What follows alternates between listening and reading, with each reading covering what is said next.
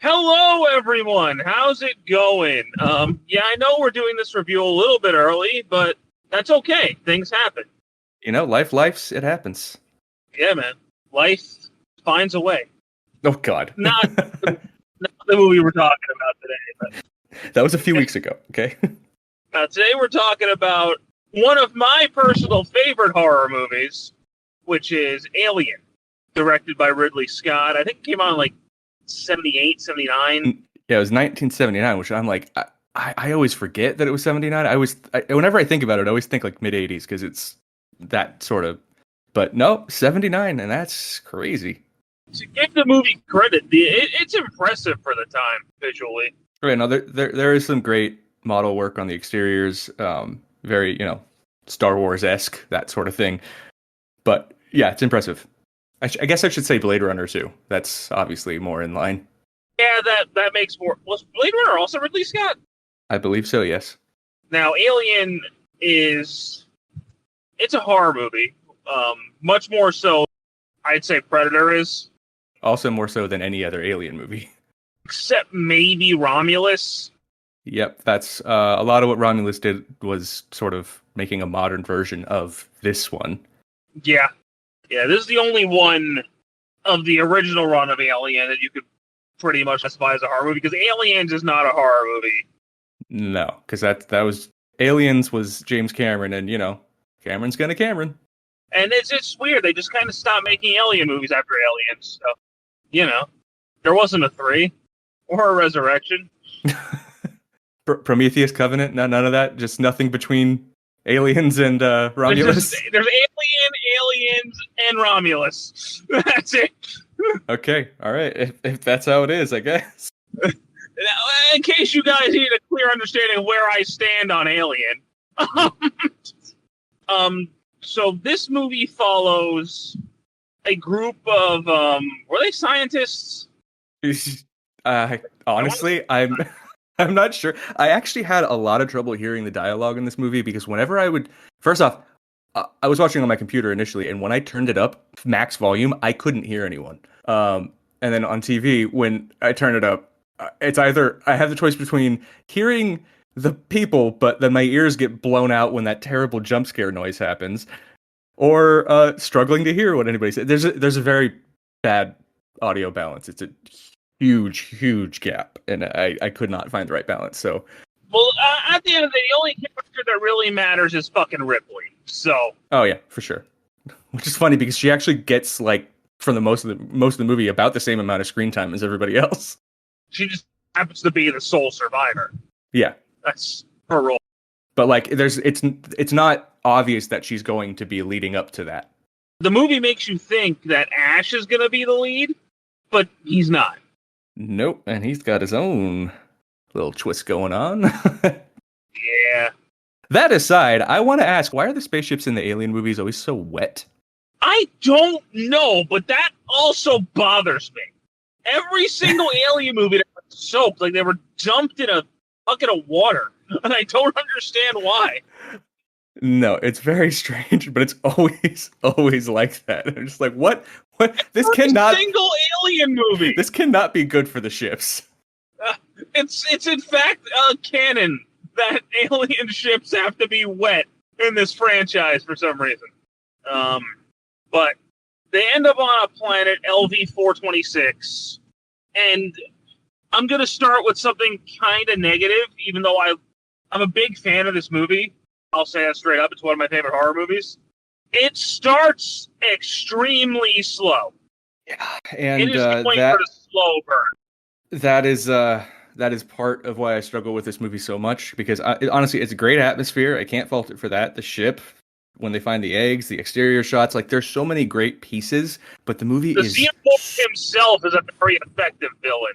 Oh yeah, no, he's a great design, but it's just the movie is so slow and so quiet, except when it's not, that I just get... But I don't have patience. Like, I spent more and more, I don't have patience, so I can't, man. It's too slow for me. That's something I can legitimately understand people not liking about this movie. As much as I will praise it, I can see why people would find it boring. the xenomorph shows up. I know it's not called a xenomorph in this movie, but it's the fucking xenomorph. The movie goes rapid fire. So it becomes a straight up slasher at that point. And he just starts murdering everyone. They cannot stop this thing. And that's because the lore had not been established yet. So the xenomorph is just killing them instead of taking them to be used for. I would say, too, of all the Alien movies, this is the one where the xenomorph is probably at its scariest.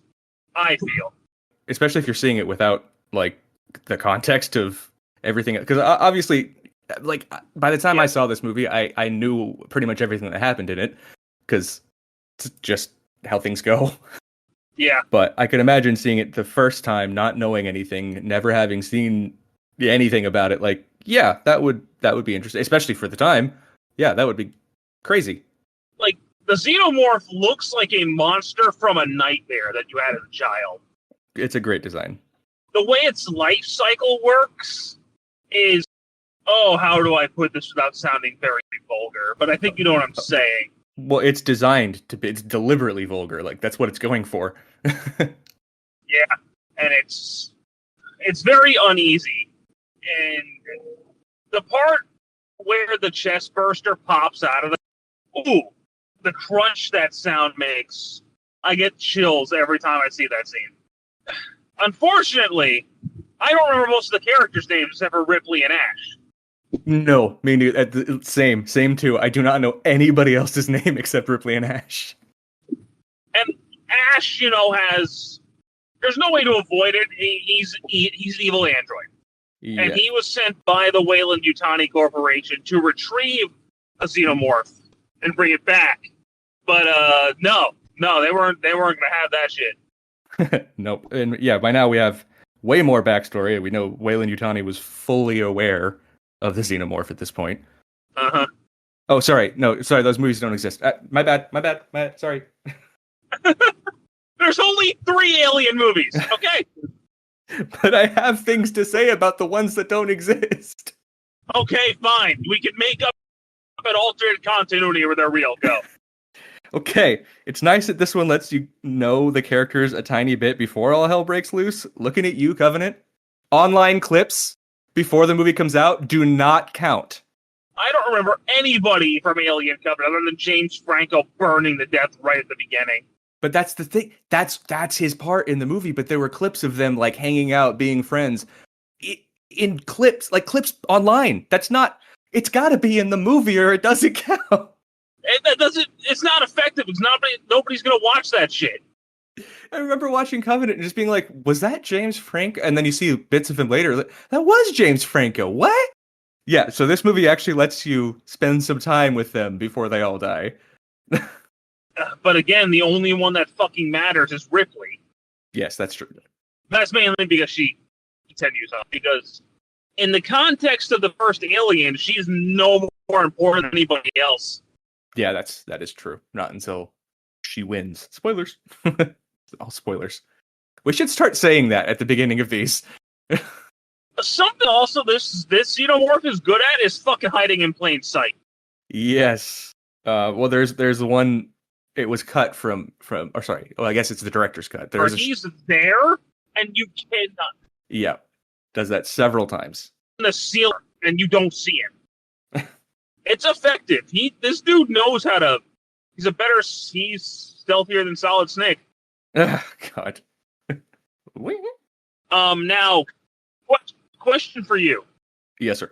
I know we have answers to this now, but that thing at the beginning of the movie with the chest burster with the space jockey, do you like where they go with that in the future, or do you wish they left it more ambiguous? Oh, well, here's the thing with that is it's not even 100% confirmed that space jockey is the same as the engineers, because if you look at him, that thing is huge. I mean, I've seen people making arguments that it's a perspective thing, but no, that thing is giant.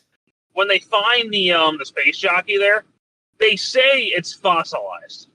Okay, yeah, so that does make it not work with Prometheus, doesn't it? Yeah, because I don't think Prometheus takes place thousands of years before Alien. Huh. Unless that's a retcon. No, I didn't think. Well, it's the whole thing's right. If that space jockey thing is an engineer, then it's definitely a retcon because just because of the scale of the thing. Mm-hmm. So yeah, I don't know. I honestly, I'm still not even 100% convinced that is an engineer. So I don't know. There's a lot about the Alien prequels that don't really line up with the original Alien. Isn't that always the case though? With every prequel ever, it always happens. Actually, you know one that doesn't Wars, get there's one that doesn't get enough credit, but I'm sure it does fault some places. Is the Thing prequel, which is also just called The Thing? I feel lines up really well with not the original, but the ending is the beginning of The Thing. Yeah. But like there's a lot of details where I'm like, man, you even put that axe in the wall. Like, what? There's just so many things that I'm like, wow, you went more detailed with that than you needed to. That's another one of my favorite horror movies. Is The Thing. I believe it. Maybe I just like sci-fi horror movies. I don't know. Yeah, that one's way more body horror though. Oh yeah, the scene with the dog. Yeah. Luckily, the xenomorph does not kill animals because he let the cat live multiple times. Well, it depends on which version of certain movies you're watching, but okay, we're talking about this one specifically. I guess that's not the xenomorph doing the killing technically. So yeah. But yes, the cat gets left alone to do literally two jump scares with that awful jump scare noise. Are the cat? Yeah. Why? Like I said, I am a big fan of this movie. It's one of my favorite horror movies, top 2. The other is Winnie the Pooh, Blood and Honey, right? The other is Scream, actually. Yeah, that checks out for you. That makes sense. And then it's Pooh-in time for sure. Oh God, don't even make it sound like that's remotely true. It's no. I can have fun with Blood and Honey too, but it's not. No, just no. Yeah. And how do you feel about this movie? Like I said, I think there's a lot of things that are done really well. The atmosphere is great. The effects are solid. Like hell, even that acid effect, which is just super simple, but it's very effective. Just there's a lot of things in this that are done so right, but then, like I said, it's just so slow and so quiet that I get bored. So it's like, yeah, you're doing a great job. It does. It takes a while for the xenomorph to show up. I think it's like over an hour to the movie before the xenomorph actually appears. Yeah, it's around there. Yeah. But when does the facehugger first show up? I think that was about the 30, somewhere between the 30 and 40-minute mark, somewhere in that area. Okay. I could be wrong, but I think that's where it was. I mean, the xenomorph has gone on to become one of the most iconic movie monsters of all time for a reason. So. Oh yeah, and it's not going anywhere anytime soon. That's for sure. No, because people keep watching these fucking movies. No, but like I said, there's so many things this movie does right, but it's just paced so poorly that I can't enjoy it, and that sucks because. Again, this is like the same thing I say about Star Wars. I love the world. I wish somebody would get their hands on it and do something better with it. And honestly, I really enjoy Romulus, so I think that has happened with Alien. So it sounds like there are things about the things you like about this movie you really do like, and the things you don't, you just fucking hate. Well, it's just the things that I don't like is the pacing, which is like that's the whole movie, and that's a problem. It's like no matter how well the other elements work, it's just like it's boring to watch for me personally. I can't fault somebody for thinking the movie's slow because it is until the xenomorph shows up. No, it's really right off the bat. It's just like the establishing shots. It's like, yeah, cool. The Nostromo looks great. Thank you. You don't need to show me that for 4 minutes. This has a spin-off game, Isolation. That's apparently good. Yeah, it's not my type of game, but the people who love it really do seem to love it. I haven't actually played it. I think I've tried it once, and I was just like, yeah, I knew this wasn't going to be for me, but I thought I'd give it a shot. Yeah, it's like one of those like he's basically like Nemesis, right? Where you can't really kill him. No, but it's even more so. Like all you can really do is hide, and I don't really have fun doing that. At least with Nemesis, you can fucking fight back. Yeah, I mean, I think there's like a flamethrower. Most of the time, you're just running and hiding in that, and I don't find that fun. It's great that other people can and do, but I don't. So, I will say this before we wrap things up. I actually still have quite a few things to say here, apparently. Oh, go ahead. Well, you got the thing that kept coming back, which is Ash, like David and Rook and other androids before/after, very quickly becomes fascinated with the new life form. Although in Ash's case, I feel like it could be because his directive is directly related to it. Yeah. So it makes a bit more sense for Ash, but like some of the other characters, it's like they just actually it seems like every android on some level becomes fascinated with the xenomorphs. Except maybe Bishop.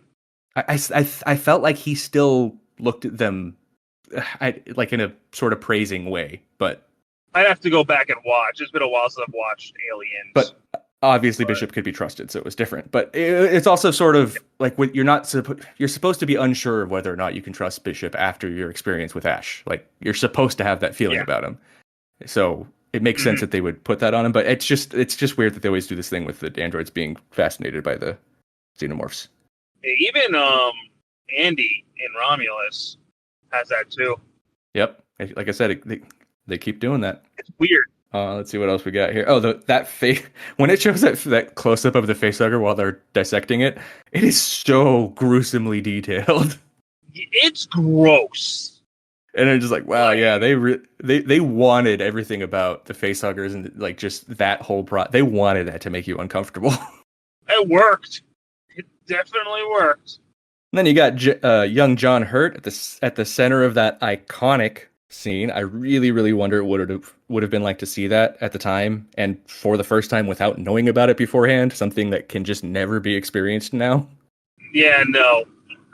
Like, there's no way to be a movie fan now and not know what the xenomorph is.